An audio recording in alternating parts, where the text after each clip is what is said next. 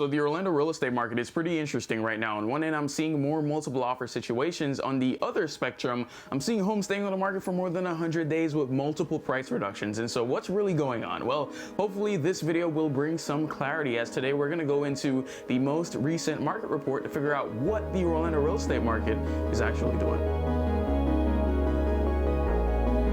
All right, so if you're new here, hey, we're Mario, nice to meet you. And if you're not new, you know where we're going next, and that is going to be the comment down below the top left corner. Let me know if you got it right. But again, we're going to dive into the most recent market report. This is comparing January to December and also looking at year-over-year stats. And so we're going to dig right into it. Our inventory is down 3.7% month over month, but we are up 157% year over year. And so that number has steadily been on the increase throughout the year as interest rates have gone up, demand has gone slightly down, and so supply has risen. And so we see that large number, but I want to put this in context because I don't believe I've ever done that before. And so let's take a look at this 20-year market history graph over in the Orlando area, and let's look at the period between 2016 to 2019. On the high end, if you look at 2016, inventory numbers were a little bit over 10,000 units, but on average throughout those years, it was high sevens, low eights. And so although we've seen this dramatic uptick in inventory over the year, it's still not where we need to be, even sitting at a little bit over 6,100 units.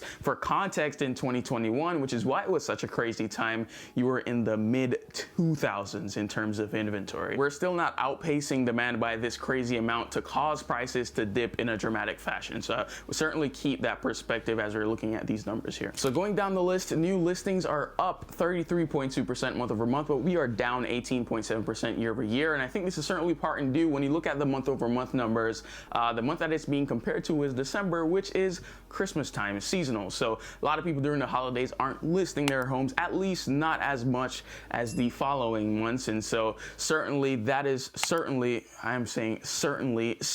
too often. So that's not alarming at all, but it is interesting to see the contrast between lower month over month numbers for inventory and higher month over month numbers for new listings. So we are churning through things a little bit better month over month. But the next stat is very interesting to me. And so new contracts are up month over month, a little bit under 60% for the month of January, but we are still down 12.7% year over year.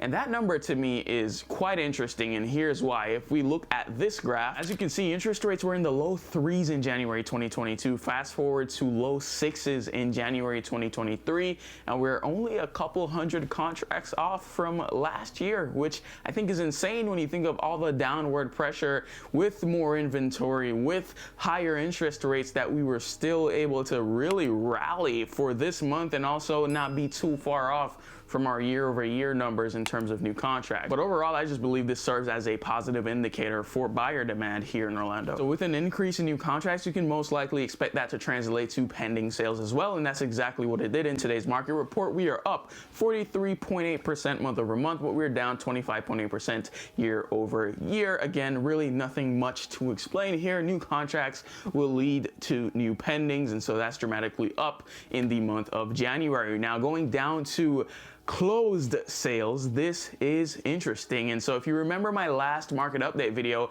I did say that January typically, when you look over the past 20 years in Orlando, usually has the lowest amount of closed sales, and that remains true. We are down 24.9% month over month, and even more year over year, as you can imagine. And certainly once you get to mid-December and you're pending, you're closing in January. And so as December was lower in new contracts, lower in pending sales, of course, that is going to translate to lower closed sales in the following month. And so looking towards February, when I do this market report again, because I do it every month, should in theory see a sizable increase. So hold me to it. Let's see if I'm right yet again. So let's go down to average price. We're up month over month 0.9%, down 0.9% also in the median price. And I think all this really means is that our values are holding, right?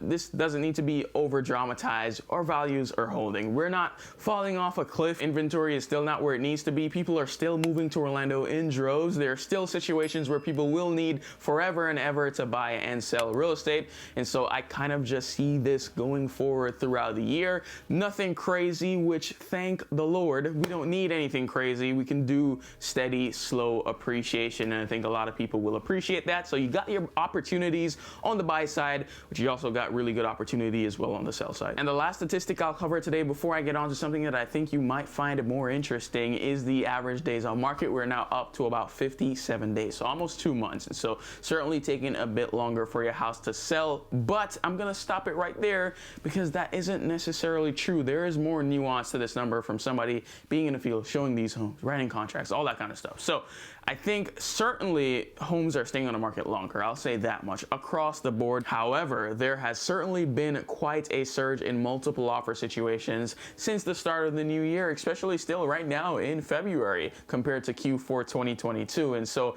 it is certainly much more of a nuanced market than a lot of the maybe general news might let on.